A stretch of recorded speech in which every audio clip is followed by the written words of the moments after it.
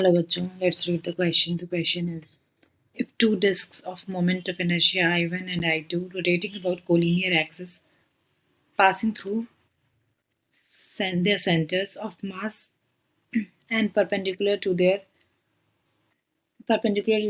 plane with angular speeds omega 1 and omega 2 respectively in opposite directions are made to rotate combinedly along the same axis, then the magnitude of angular velocity of the system is.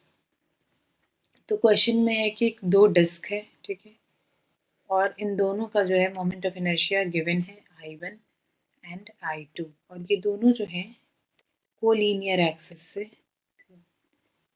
Collinear कोई axis है जो उनके centre से पास हो रहा है, perpendicular है, वो omega 1 एक का एंगुलर वेलोसिटी और दूसरे का omega 2 रोटेट कर रहे हैं। फिर क्या होगा कि अब हम क्या करेंगे कि ये दोनों जो नेक्स्ट सिचुएशन है ये क्वेश्चन की, ये दोनों डिस्क एक एक्सिस से उसी एक्सिस से पास करेंगे, लेकिन अगर वो अभी क्लॉकवाइज रोटेट कर रहे थे तो हम उसका डायरेक्शन अपोजिट कर दिया, and now they are rotating with same angular velocity और वही हमको फाइंड करना है। ये मान लेते हैं वो बाद में एक ओमेगा डैश वेलोसिटी से रोटेट कर रहे हैं और we need to find the angular velocity जो बाद में है जब इसका रोटेशन का डायरेक्शन चेंज किया।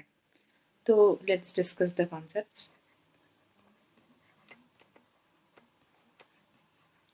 We know that angular momentum L is given as I omega, ठीक है, एंगुलर ओमेगा एंड हमको यहाँ पर और क्या अप्लाई करेंगे, law of conservation of angular momentum,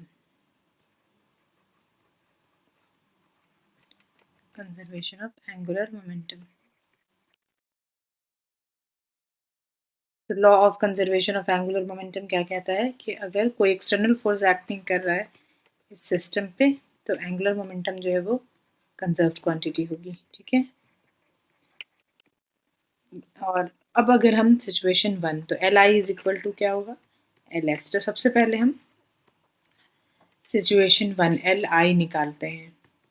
L I is equal to I omega, तो ये दोनों एक एक्सिस से रोटेट कर रहा है और इन दोनों का दिया हुआ I1 omega 1, तो इनिशियल जो एंगुलर मोमेंटम होगा वो होगा I1 omega 1 plus I2 omega 2, ठीक है। और एल फाइनल क्या होगा जब ये दोनों एक किसी वेलोसिटी से रोटेट करने लगा ओमेगा डैश, और इन दोनों की तो वो दी हुई मोमेंट ऑफ इनर्शिया तो वही होगा, तो मोमेंट ऑफ इनर्शिया है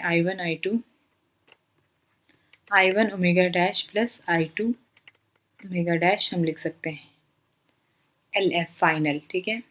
और L final is equal to L initial होगा, तो we can write omega dash, अगर एल फाइनल में कॉमन ले लें तो I1 प्लस I2, और एल आई क्या हो जाएगा, अगर हम यहाँ पे लिखें L F is equal to L I, तो एल आई हो जाएगा I1 omega 1 plus I2 omega 2।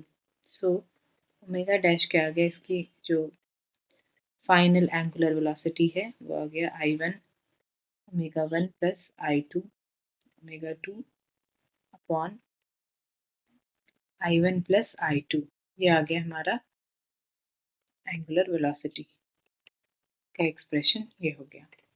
तो कौन सा ऑप्शन सही है, option 1 will be the correct. I hope you will understand. Thank you.